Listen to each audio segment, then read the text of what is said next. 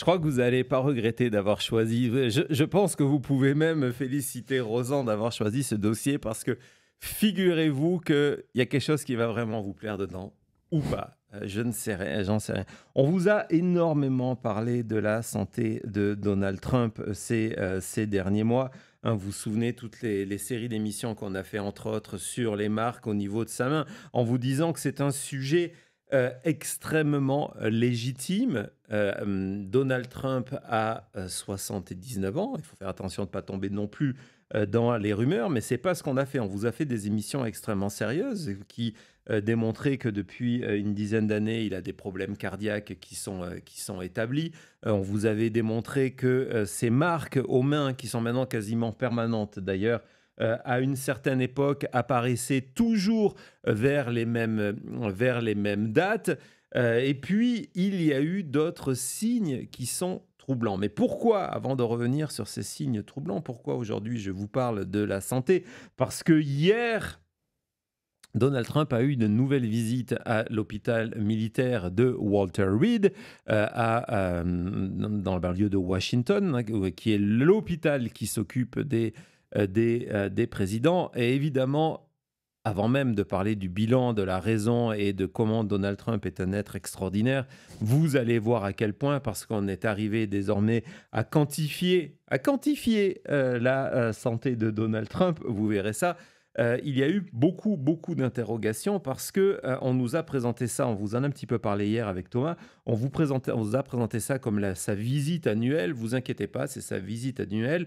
Nous sommes en octobre. Le problème, c'est qu'il a déjà eu sa visite annuelle au mois d'avril dernier.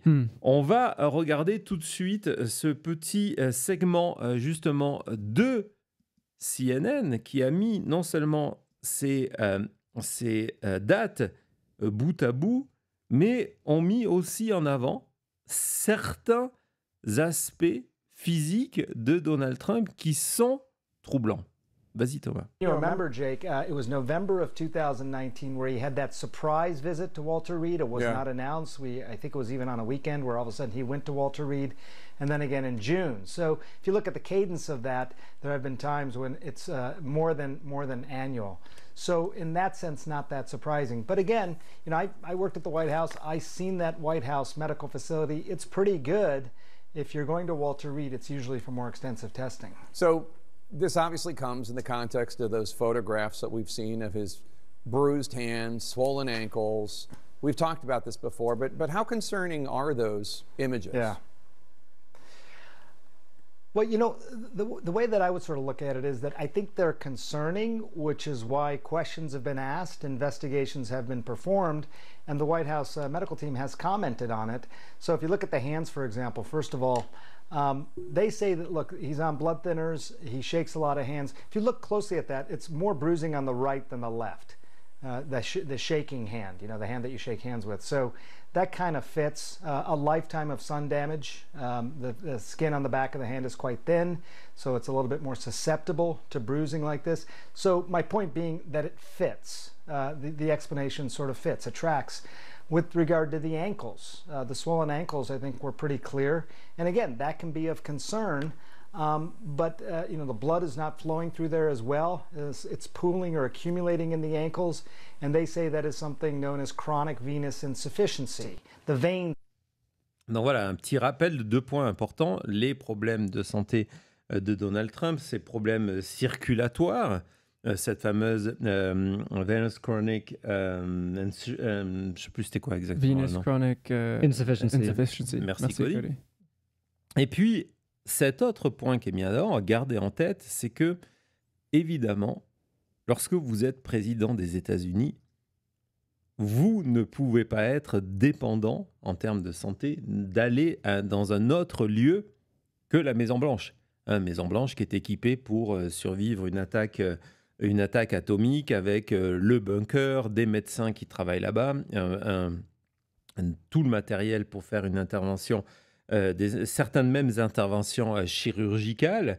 Et donc, le point qui est mis en avant par CNN et qui est un point, je trouve, extrêmement intéressant, c'est que vous allez à Walter Reed lorsque vous ne pouvez pas avoir le traitement nécessaire à la Maison-Blanche.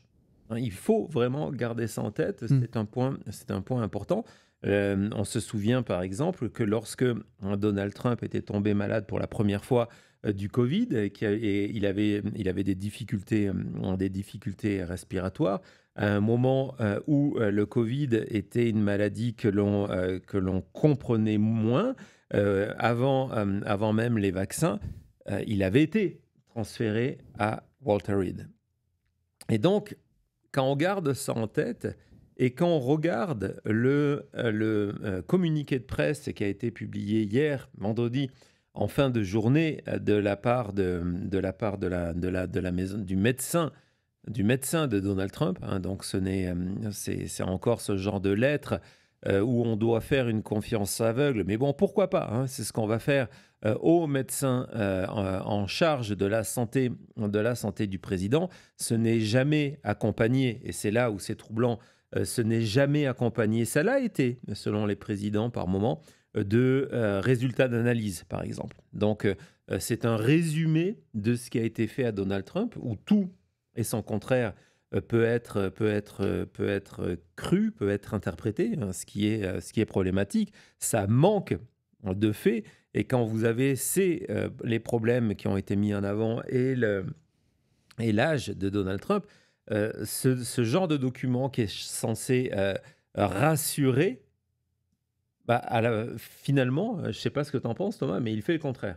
Oui, surtout que voilà, comme tu l'as dit, il y avait déjà des questions par rapport à pourquoi est-ce qu'on a déjà un deuxième rendez-vous annuel, pourquoi est-ce qu'il va à Walter Reed, comme quand tu l'as dit, ils sont très bien équipés à la Maison-Blanche. Donc, avec toutes ces questions, d'avoir après une page, même pas quelques paragraphes, sans précision, sans résultat d'examen, et sans parler des choses qu'on voit visuellement tous les jours, c'est sûr que ça nous donne des endroits où on peut poser des questions. Donc évidemment, il y a deux aspects qui ont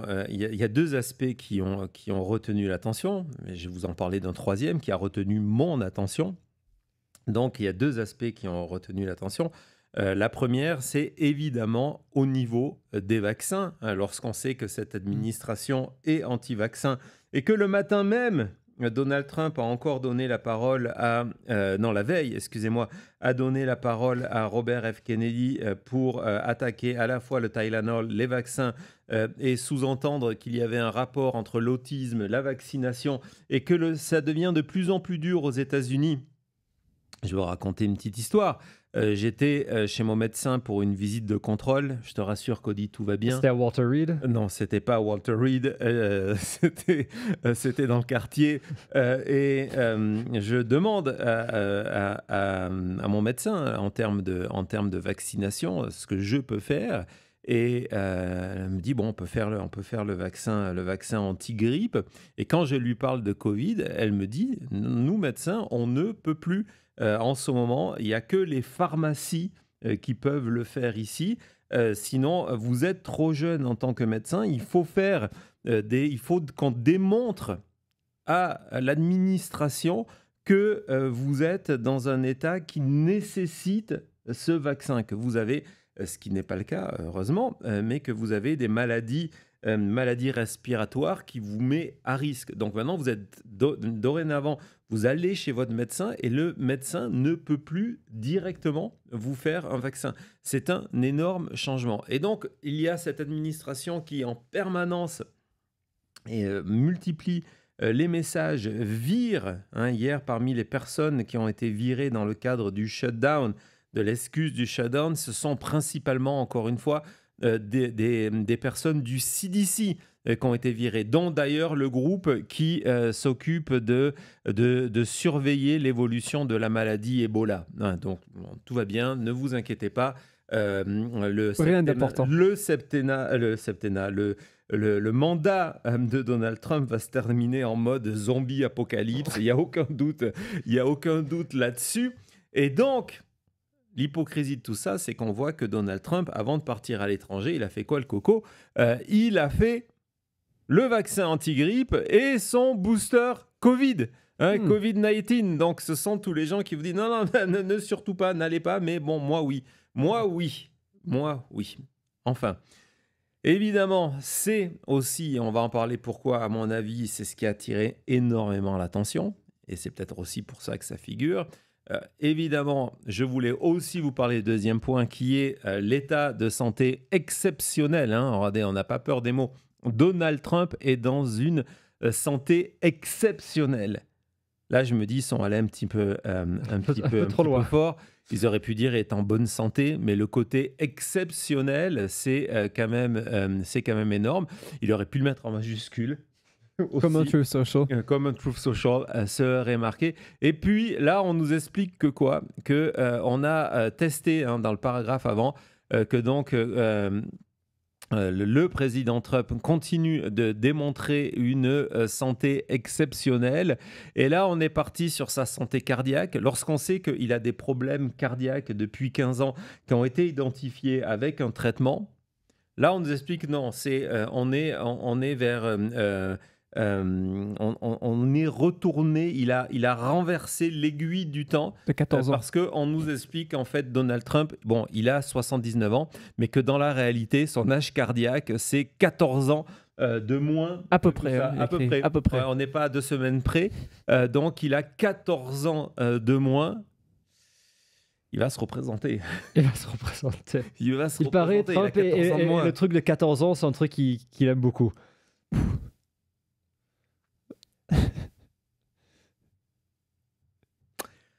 Il paraît. Ce dont, donc, premier point, le Covid. Deuxième point, donc, c'est pareil, les vaccins, il n'y avait pas besoin d'aller à Walter Reed pour se faire une vaccination. Soyons clairs. Ni pour trouver un médecin qui est prêt à vous dire que vous avez 14 ans de moins. Exactement.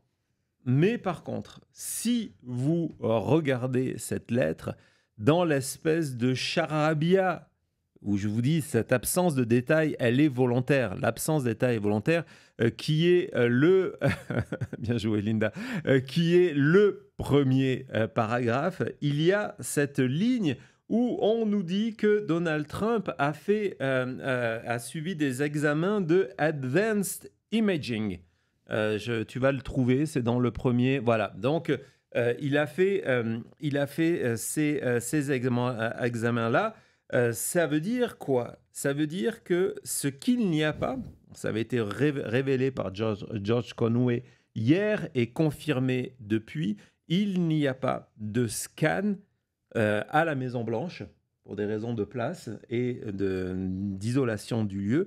Il n'y a pas de scan qui permet de, par exemple, surveiller le cerveau de quelqu'un lorsque cette personne est soit atteinte de démence liée à son âge, ou soit a été victime de stroke, ces espèces de mini-attaques.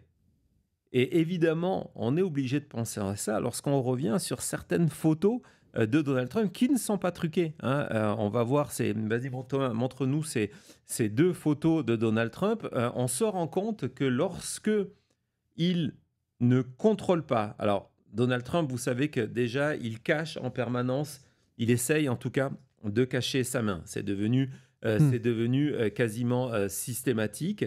Et on s'en rend compte que lorsqu'il ne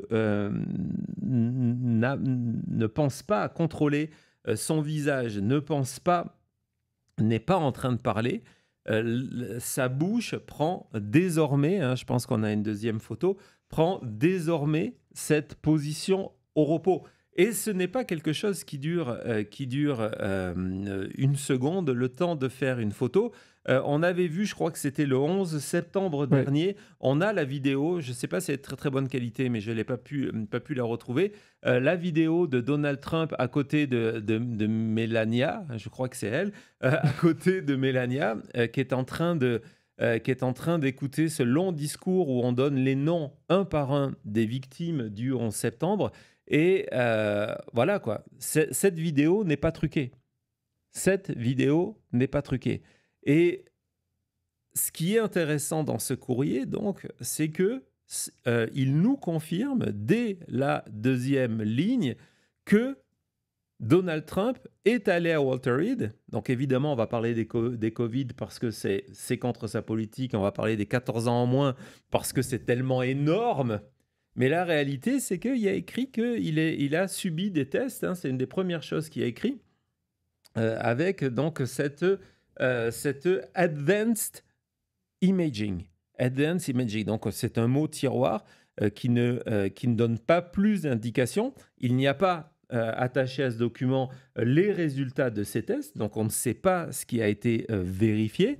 Mais d'un coup, ça justifie le voyage à Walter Reed. Et puis, ce qui est complètement troublant, encore une fois, lorsqu'on revient sur ces images des mains de Donald Trump, est-ce que nous disait tout à l'heure le reportage sur CNN, c'est que jusqu'à présent, du côté de l'administration Trump, les quelques fois, c'est-à-dire au mois de juillet dernier, en pleine affaire Epstein, en plein scandale Epstein, les quelques fois où on a abordé les problèmes de santé de Trump, c'était pour dire qu'il était atteint donc de cette insuffisance chronique veineuse. Insuffisance chronique veineuse qui en anglais, Cody, se dit... Chronic venous insufficiency. Exactement. Pourquoi je te mets au test? Parce que, regarde, Thomas, remets-nous la lettre. Remets-nous la lettre. Je suppose que ça parle pas de ça. Essaye de trouver le nom de la maladie. Heureusement que j'ai un peu bossé mon anglais avant l'émission.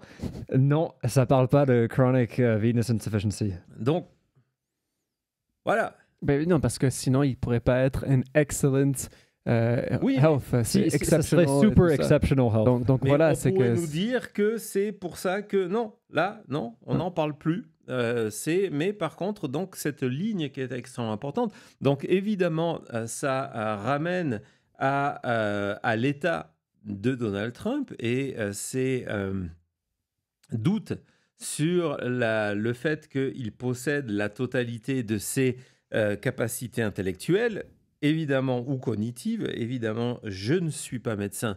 Je n'ai aucune information précise sur ce sujet et je vous encourage à afficher la même prudence lorsqu'on parle de santé, qui est un sujet légitime. C'était légitime de parler de la santé de Joe Biden, c'est légitime de parler de la santé de Donald Trump, y compris cognitive. Et c'est justement ce que fait Pritzker, et je trouve que c'est intéressant, même si évidemment il y a un calcul politique, et c'est une manière de se défendre. Pritzker qui met de plus en plus en avant la santé cognitive de Donald Trump, alors que les médias, on les sent très, très, très, très prudents à avancer sur ce territoire. Hein. Ils avaient moins de prudence vers la fin du septennat, décidément, du mandat de Joe Biden. Merci Cody. Et donc, on va écouter Pritzker parce que lui, il met notre dimension que tu avais mis en avant hier, Thomas, le fait qu'il est, du coup, très certainement, et ça nous rappelle les années Reagan, le deuxième mandat de Reagan, le fait qu'il est très certainement manipulé par son entourage. On pense ici évidemment à Stephen Miller, mais pas que. Parce que voilà, il n'a plus la totalité de ses moyens cognitifs. Vas-y Thomas. Well, Governor, the president has called for your arrest. I just want to ask you this pretty bluntly. Do you expect to be arrested soon? I do not expect to be arrested, and the president of the United States says a lot of crazy things. I genuinely think there is something wrong with him. I wish that his family would intervene because I do think he needs mental health help, and I don't think anybody around him that works for him is going to do that because they're benefiting from his failure of mental health, his dementia. I wish somebody would help out the president of the United States. Meanwhile, he says a lot of crazy things. He doesn't have authority to arrest elected officials or really anybody where you don't have any, example of a crime being committed. And I find it ironic that this guy, who's a 34-time convicted felon, is saying that I should be jailed. I've never been accused of or convicted of or, gone on trial for anything. He's the guy who's done that so many times and cheated, by the way, in civil court. And this is just, I don't take it seriously. Other than I think the man has so much power at his fingertips because he's president of the United States that the people around him might try to take it upon themselves to just make something up and come after me or Gavin Newsom. I know they've mentioned that they might jail him, or the mayor of the city of Chicago. Ouais, je trouve que c'est un angle qui est extrêmement intéressant du fait, il a l'air complètement sincère d'abord lorsqu'il est presque peiné d'ailleurs, hein, c'est dit avec beaucoup de respect lorsqu'il dit qu'il pense que Donald Trump a des problèmes et que peut-être sa famille devrait intervenir. Et puis le fait qu'il pense qu'il est manipulé, je trouve que c'est un point intéressant de Donald Trump en façade, manipulé derrière par certains. Il y a cette rumeur qui est plus qu'une rumeur, soyons clairs, que par moment la présidence est exercée par Stephen Miller, qui est impliqué, on va parler de Stephen Miller peut-être, si vous votez pour, qui est impliqué dans beaucoup d'aspects de la politique américaine, de la politique de la Maison-Blanche. Ce n'est pas simplement que sur les questions migratoires, sur la justice, etc. C'est un idéologue extrêmement, extrêmement dangereux. Et moi, c'est ce que je veux retenir de ce sujet-là. Je ne souhaite aucun problème de santé à quiconque, c'est pas ce que je veux dire par là. Mais lorsque l'état de santé de quelqu'un, que ce quelqu'un comme le dit Pritzker et l'homme qui a autant de pouvoir permet en coulisses à d'autres d'exercer le pouvoir et d'installer une dictature aux États-Unis, c'est un véritable problème. Je vais vous montrer cette autre vidéo de Donald Trump lorsqu'on vous dit qu'il a eu un problème sur le côté droit. Hein. On voit sa bouche, hein, encore une fois, qui penche de ce côté. Ce ne sont pas que des images récentes. Il y a eu je crois que c'était encore il y a 2 jours, lorsqu'il y a eu ce fameux meeting de problèmes fantômes, cette table ronde autour de Antifa. Il y a eu ce même moment où quelqu'un était en train de parler et on voyait Trump qui cassait le personnage pendant une seconde. C'était pas lui qui était en train de parler. Et on le voyait, ce qu'on l'a vu faire au moment des procès, c'est-à-dire commencer à fermer les yeux. Donc, cette fatigue, et quand d'un coup il se relaxe, et quand il se relâche, on a vu peu à peu le côté de sa bouche partir comme ça. Et ce n'est pas quelque chose d'habituel, hein, c'est quelque chose qui a commencé à apparaître en septembre.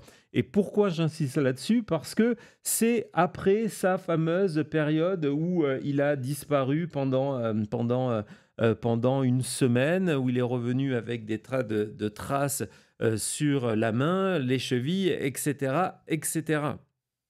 Et la vidéo que vous allez voir correspond à quelqu'un qui a des problèmes moteurs et neurologiques à ce niveau-là.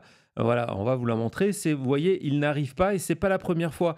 Il y a les images, si vous vous en souvenez, lorsqu'il est allé au Canada pour le congrès du G7, et il n'avait pas réussi à tenir des documents. C'était le Premier ministre anglais qui les avait ramassés pour lui. Vous voyez qu'il n'arrive pas à se servir normalement de sa main droite. Vas-y Thomas, si tu peux repasser cette séquence. Il n'a pas ce grip, hein, et c'est quelque chose qui est un signe, encore une fois, de quelqu'un qui a des problèmes neurologiques. Cette vidéo n'est pas truquée. Non, ça me fait penser même à la campagne, je crois que c'était en 2016, où on voyait qu'il avait du mal à boire de l'eau, donc il devait prendre avec les 2 mains et reculer avec tout son corps vers l'arrière pour faire monter la bouteille ou le verre d'eau. Voilà, donc évidemment c'est à suivre. Et puis il y avait un autre examen hier à la Maison-Blanche dont personne, et vous pouvez remercier Rosan qui a voté. Si vous avez apprécié ce sujet, hein, c'est le moment de remercier des îles qui l'a choisi pour vous, parce que justement il y a eu un autre examen qui a été fait hier qui n'apparaît pas, hein, encore une fois, dans la lettre du médecin de Donald Trump. Mais par contre, il y a une journaliste d'investigation qui a toutes les preuves. Elle a même les images. Elle s'appelle Maggie Reed. C'est parti. All right, President Trump, the last procedure for your second annual physical exam of the year is a colonoscopy. Looks like the medicine's kicking in, so just relax, okay? There we go. You know, the American people have been dying to know what's up your ass. I guess they'll find out today. Oh my God. Honestly, there is no, not only is there no other leader in the world that could have put this together, Mr. President. What the fuck? You were the master class in peace through strength. It's an honor to do this job under the president's leadership. You are the single finest candidate since the Nobel Peace, this Nobel Award was ever talked about. Thank you for your leadership, for your boldness, for your clarity, for common sense. This is just such a great opportunity, really, to recognize your leadership. It's pretty great to celebrate Labor Day with Builder, who loves labor. You have saved this country by making it the best place in the world to do business again. You are really the transformational president of the American worker. Well, sir, thank you for your leadership. Trump is the greatest peace president of our lifetime, probably in our history.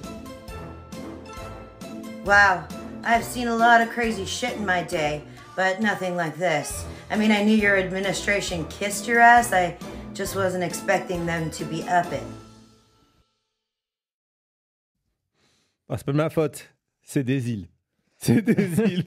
C'est bien, tu lui charges vraiment. Bah oui, c'est fou. Hein. Ah voilà, c'était notre premier sujet, la santé de Donald Trump. Thomas, remix-moi ça.